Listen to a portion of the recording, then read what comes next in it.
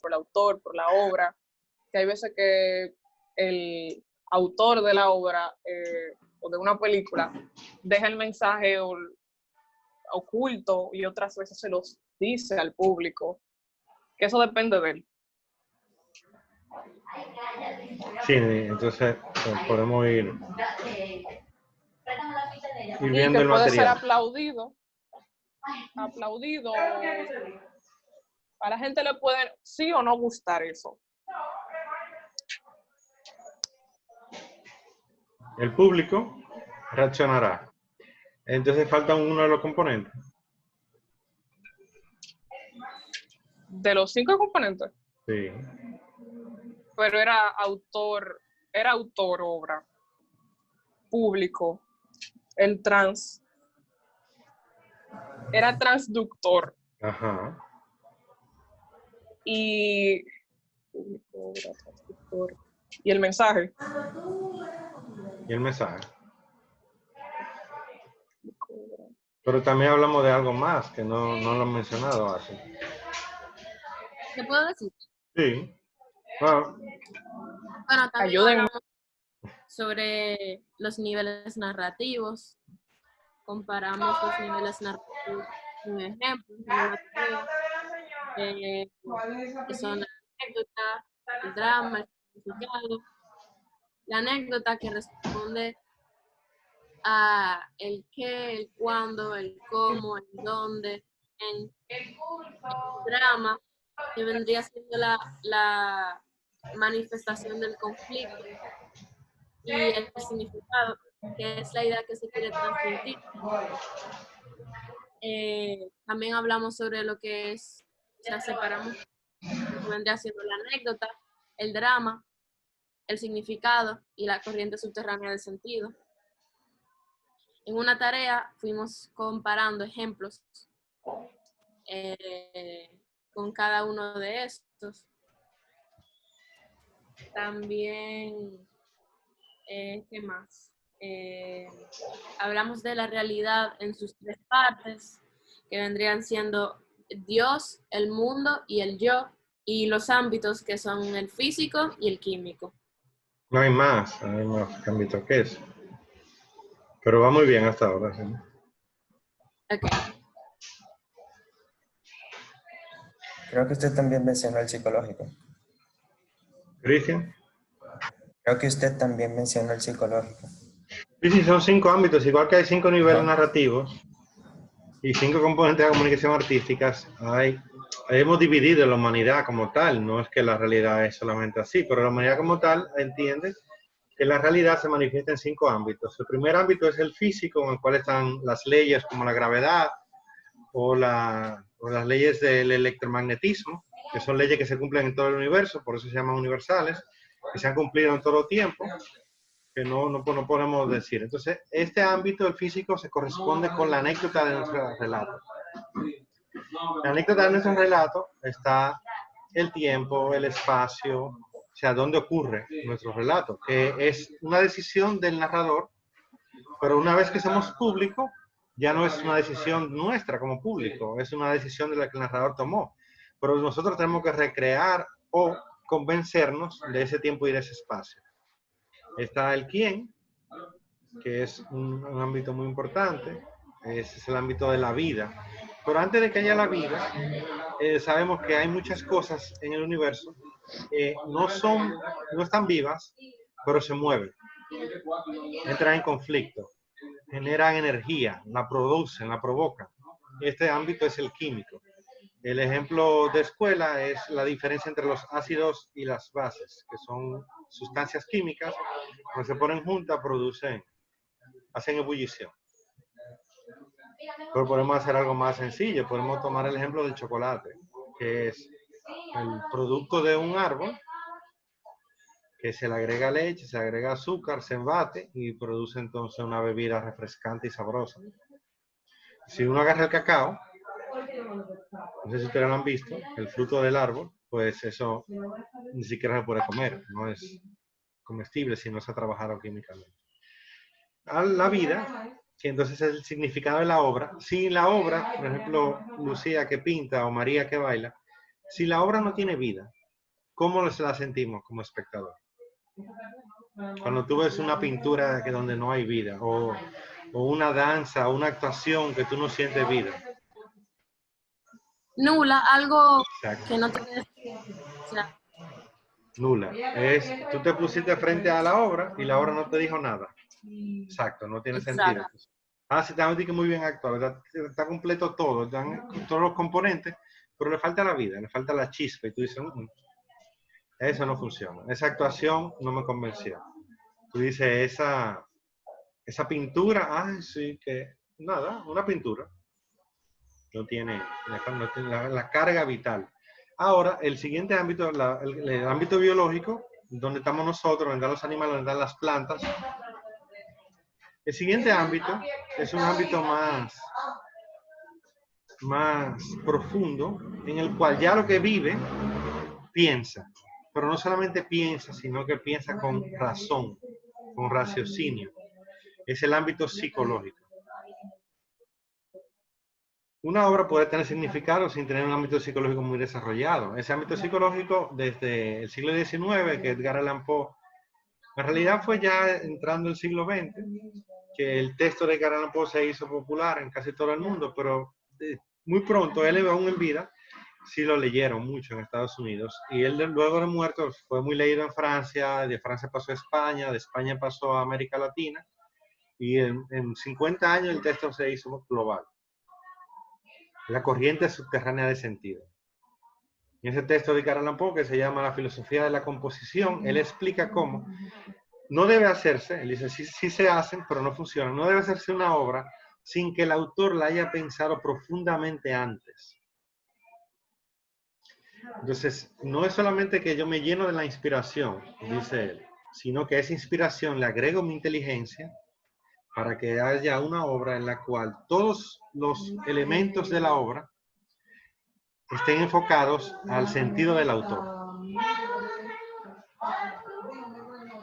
Yo sé que ustedes, cuando hicimos los ejemplos, tanto en pintura como en el relato, se encontraba un poco difícil de decidir cuál era la corriente subterránea de sentido. A veces la confundían con su sentido, o sea, con la vida de la obra, y eso está muy bien. A veces, en algunos casos, que se llegaron a confundir con el conflicto de la obra. No sé si se acuerdan de eso. Sí. Cuando la obra entra en conflicto, es que se pone interesante para nosotros. Nosotros queremos saber cómo el protagonista va a salir de ese problema. Queremos saber cómo el villano va a hacer que el protagonista se hunda. A veces queremos que gane el villano, a veces queremos que gane el protagonista, a veces nos sentimos mal o bien, pero en el conflicto es que nos motiva. Ahora, después que pasa el efecto del conflicto, lo que nos queda es lo que pensamos. Y lo que pensamos está en la corriente subterránea de sentido. Y entonces decimos, esa obra es única. Esa no es una película, esa no es un poema, esa no es un cuadro nada más. Ese es único. Porque su corriente subterránea funciona. Entonces esa es la diferencia entre una obra que tiene 400 años y sigue gustando, como Romeo y Julieta, y otras muchas. Entonces, luego del ámbito psicológico, ¿qué ocurre? La persona, los seres humanos vivimos. Pero los seres humanos no podemos vivir solos. Los seres humanos generamos, producimos, e incluso todo ya para estas alturas de la civilización nacemos en una sociedad.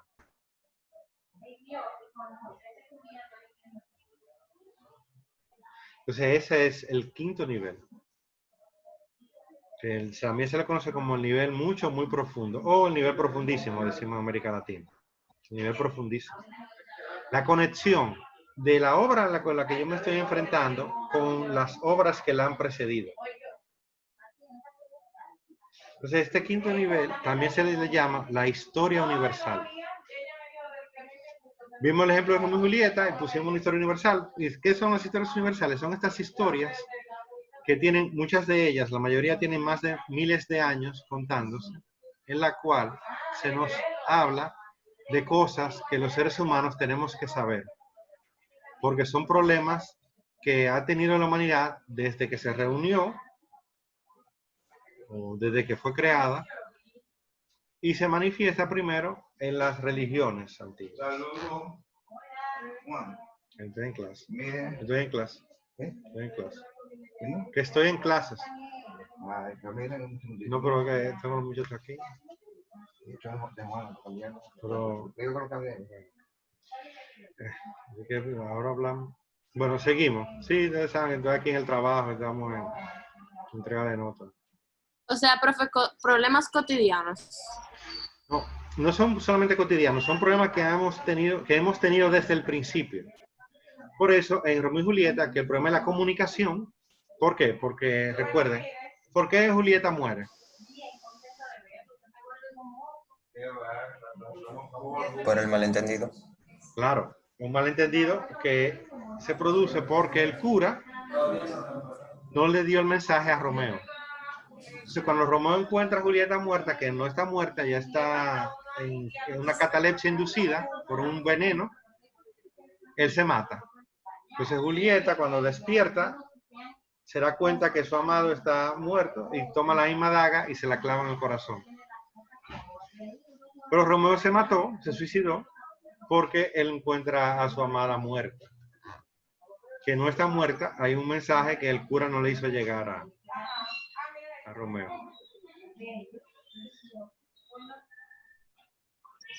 Entonces, el problema de la comunicación es un problema general, común. Todos los seres humanos tenemos, como dice Cristian, sufrimos de malentendidos. Y los malentendidos son cotidianos, pero también son globales. Entonces, no entendimos cómo era la pandemia en China. Y la OMS nunca dijo al principio que se transmitía por el aire. Porque los chinos habían declarado que no, que la neumonía no se transmitía de humano a humano. Y el mundo se llenó de personas que estaban contagiadas con el virus, literalmente se llenó, pero que no se sabía que la contagiaban. Fue un malentendido. Hay quienes dicen, la persona de la conspiración, que no fue un malentendido, que fue un plan, etcétera, etcétera. Pero tenemos que declarar lo que dicen las autoridades, que no se sabía, que se transmitía por el aire. Entonces, pero no solo son los malentendidos los problemas que son generales. Ese problema es el problema de Adán y Eva, un malentendido. ¿Cuál otro problema hay? Bueno, si usted se fija, casi la mayoría de casi todas las novelas que vemos hoy en día se rigen por malentendidos, o sea, por una mentira que alguien le hace a una persona. El siguiente es la mentira, el engaño. Pero por eso malentendido, pero entonces lo que sigue es el engaño. Exacto. Y vuelve a ser Adán y Eva. ¿Qué le pasa a Eva? La serpiente le engaña. Entonces, los problemas se dan en la vida, todos lo sabemos, o por un malentendido, por un engaño. Ya el engaño incluye que hay una malicia. Entonces ya tenemos un villano. ¿Quién es el villano de la historia de Adán y Eva? La serpiente. Sí, la serpiente. La serpiente. La serpiente. Que es el diablo. Que es el villano de cuántas historias. Entonces está el mal, se personifica el mal. ¿Y dónde está el problema del ser humano? De la humanidad, de todo. En que no sabemos distinguir los malentendidos de los engaños. Porque si tú supieras distinguirlo, tú supieras cuando estás engañando. Entonces el que te engaña no lo puede hacer.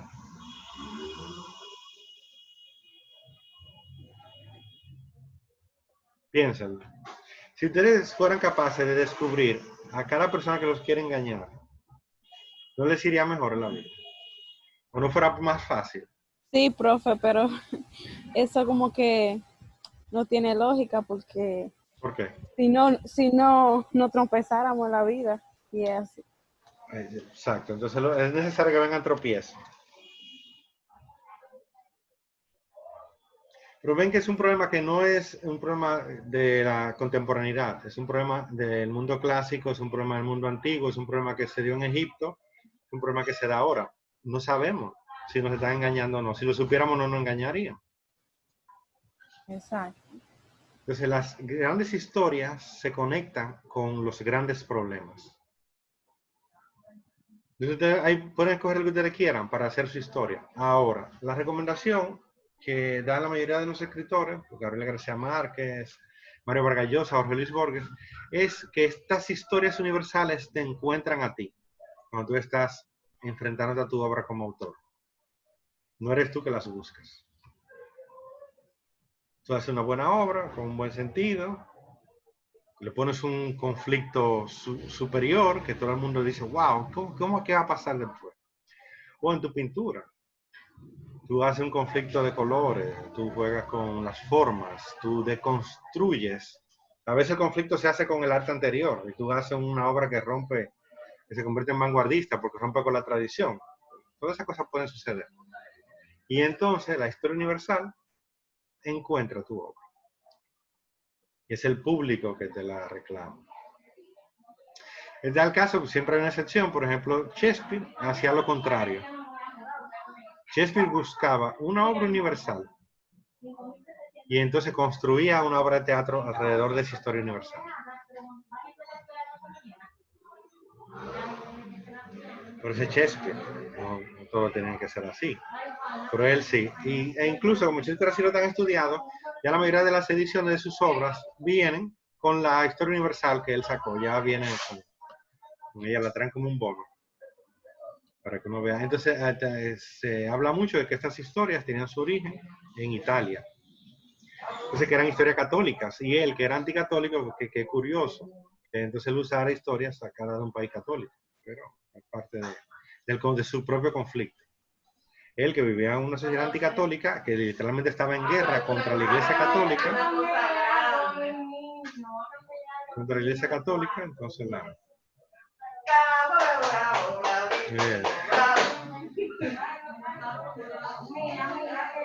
Pero es así, tenemos el trabajo, no puedo estar en la casa.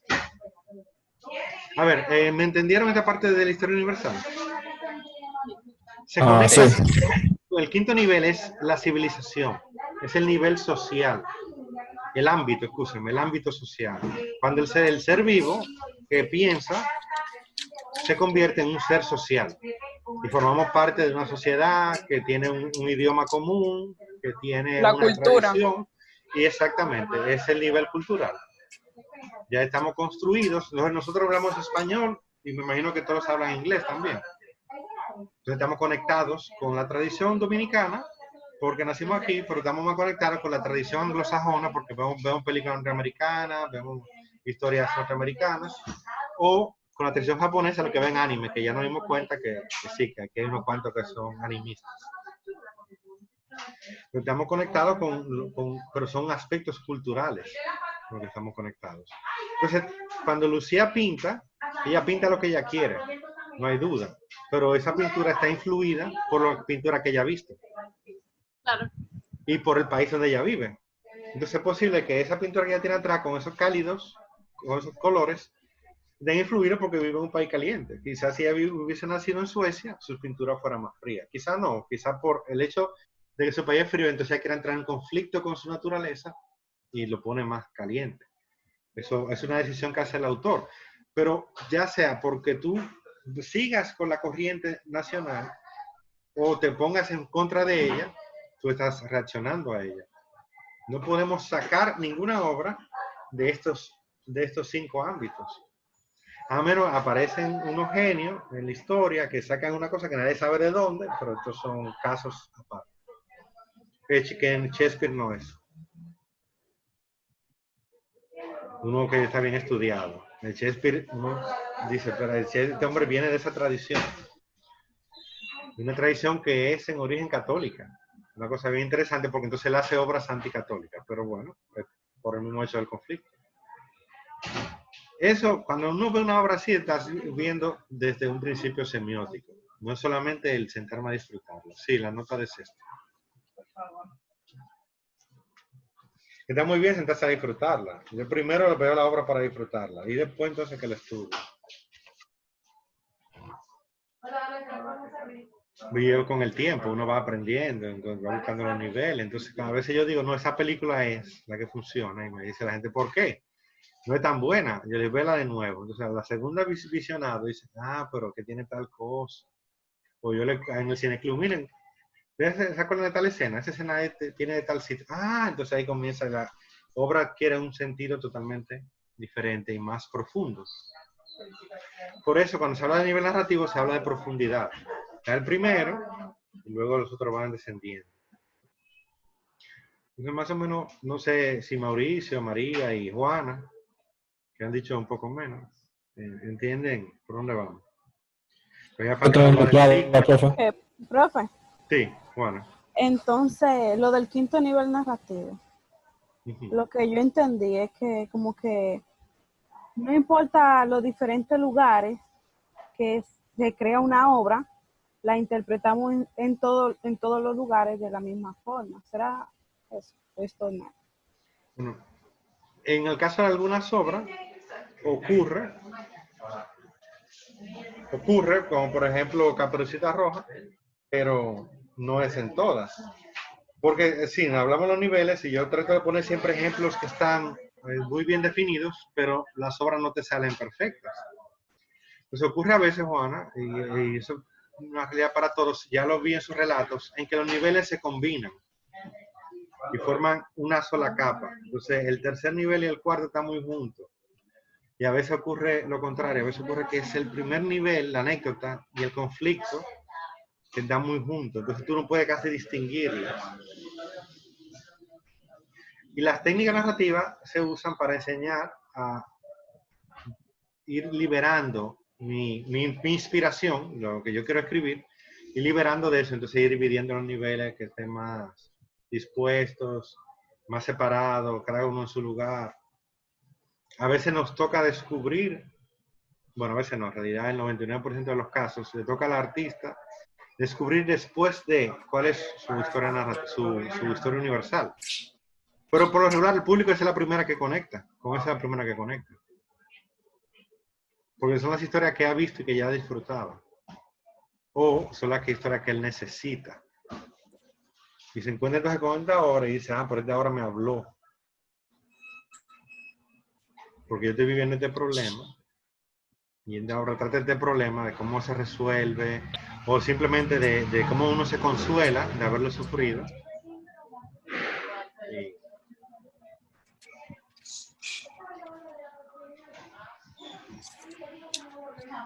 ¿Dónde está la Brian? Es raro que no está aquí él. Sí. Porque, Llámenlo, yo qué sé. quizá no, pero él quizá le puede ver el video. A ver, ¿cómo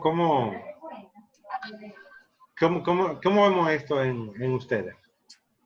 En su práctica. Pero la siguiente pregunta, que es la que vamos a responder ahora en el siguiente momento. ¿De dónde salen estas cosas? Porque un error que yo cometí, le pido disculpas, fue que no puse, pensé que estaba en el aula virtual, la bibliografía de la clase. ¿De dónde yo saco estas cosas? Esa información que le estoy dando. Pero ahora sí pienso resolverlo, se la voy a mandar por el grupo y subirla al aula virtual, la bibliografía. okay. Yo puse simplemente el saber más un día, ahí hay muchas de estas informaciones. Y como la veía cada semana que salía a saber más, pensé que estaba de todas, pero no la bibliografía, para que entonces tengan más, para que entonces tengan un poco más de, entonces digan, como público. ¿Alguna vez, después que hemos hablado de esto, han buscado esos niveles narrativos en una película, en un libro que hayan leído, un cuento?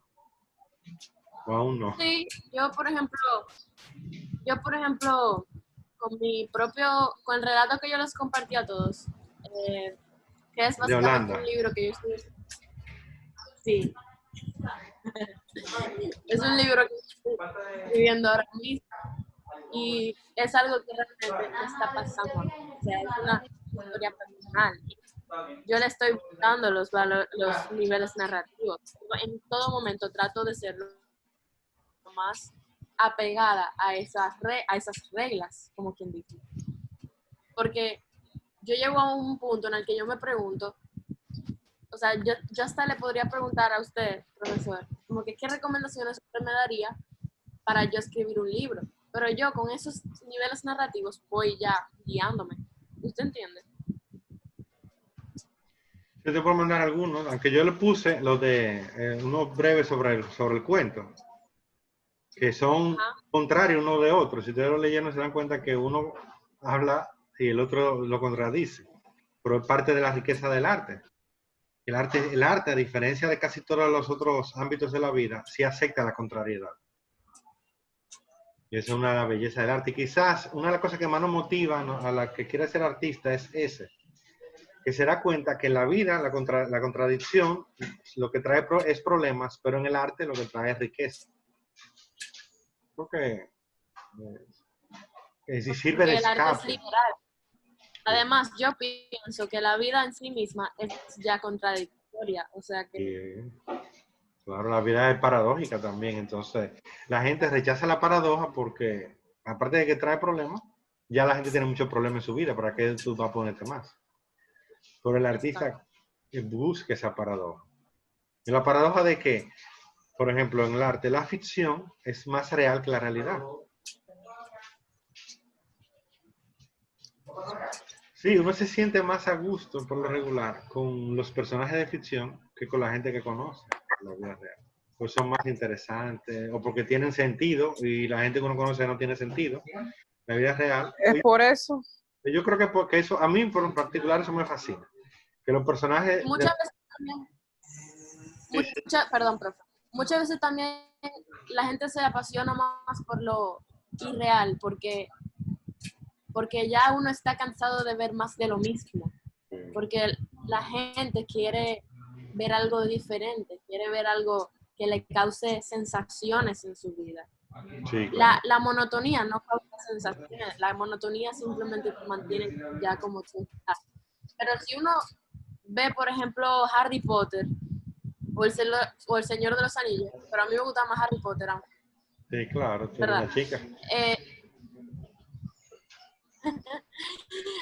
Bueno, si uno se pone a ver Harry Potter, uno se emociona por el cuento, por el drama Por la fábula. de la película. Uno se emociona por los personajes.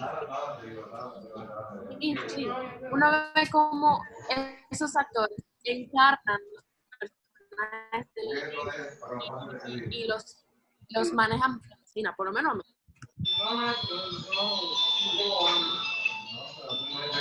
Bueno, yo te entiendo perfectamente. Tú dices, cuando yo veo Harry Potter, me creo la escuela. ¿Qué es la escuela? Agua. La escuela es el ambiente donde están, el espacio. Me creo el tiempo. Me creo la duración de la película. Me creo el momento, estas escenas donde están los amigos conversando y tú te crees la amistad de ellos. Sí, Los la tres música. muchachos. Tú te crees la música, tú te crees la fotografía, te la sientes. Y todos sabemos que es mentira, los brujos no son así. Los brujos peor hacen como el que fue Gonzalo, que son brujos que están en una casa, metiéndole cuento a la gente. Sí. Bueno.